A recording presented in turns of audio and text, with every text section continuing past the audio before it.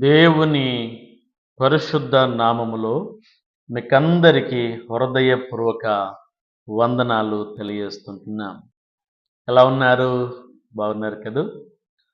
ప్రభు మహాకృప చేత నేటి దిన వాక్యమును చదువుకుందాం. ప్రభు మిమ్మును గూర్చి పలుకుతున్న మాట ఏమిటి చూద్దాం.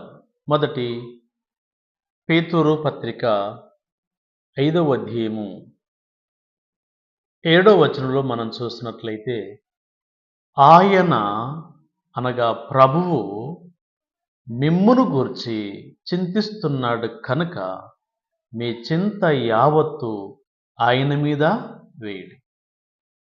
కనుక మన గురించి ఈ లోకములో చింతించేవారు ఎవరు లేరు. కానీ మన ప్రియ ప్రభు మన గురించి చింతిస్తుంటున్నాడు.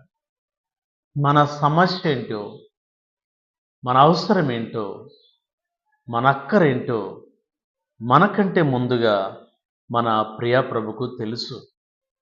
అందుకే పేతురు రాసిన పత్రికలో ఈ మాట మనం చూస్తున్నాం. ఆయన మిమ్మును గూర్చి చింతిస్తున్నాడు కనుక మీ చింత యావత్తు ఆయన మీద వేయండి.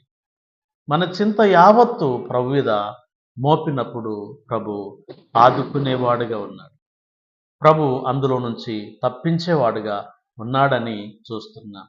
ఆ రీతిగానే ఫిలిప్పీయులకు రాసిన పత్రిక, అపోస్తలుడైన పౌలు గారు ఫిలిప్పీయులకు రాసిన పత్రిక 4వ అధ్యాయము 6లో కూడా అదే మాట మనం చూస్తున్నాం. దేని గూర్చి చింత పడకుడి గాని ప్రతి విషయంలోనూ ప్రార్థన విజ్ఞాపముల చేత కృతజ్ఞత పూర్వకంగా మీ విన్నపములు దేవునికి తెలియచేయుడి.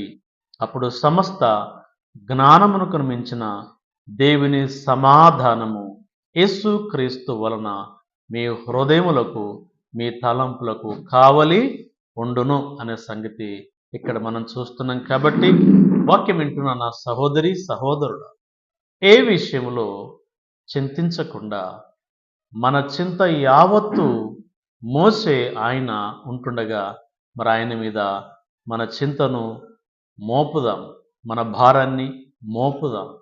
ఆయనే మన కార్యాన్ని నెరవేర్చగల ప్రభు కనుక మనం చింతించడం ద్వారా మన చింతను మురడెక్కువ కానీ మురడు తక్కువ కానీ చేసుకోలేం.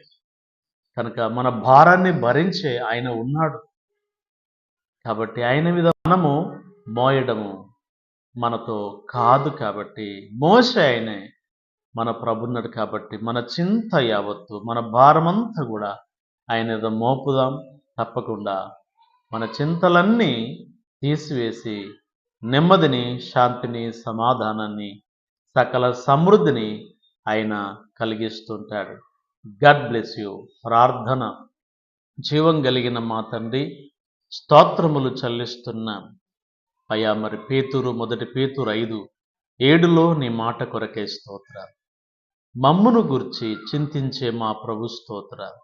ఈ లోకములో మమ్మను పట్టించుకునేవారు ఎవరు ఉండరు, మా గురించి చింతించేవారు ఎవరుండరు. కానీ మమ్మును గురించి చింతించే మా ప్రభువా, మా చింత యావత్తును మోసే మా ప్రభు స్తోత్రాలు.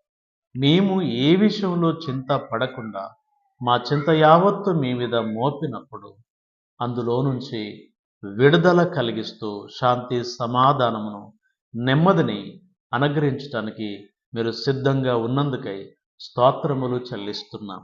వాక్యమైన నీ బిడ్డలు ఎవరు ఏ చింతలో ఉన్నారో ఆ చింత యావత్తు మీ మీద మోపి అందులో నుంచి విడుదల పొందినట్లు ఆత్మ కార్యాన్ని జరిగించమని అడుగుతున్నాం. ప్రభు సహాయం చూపండి.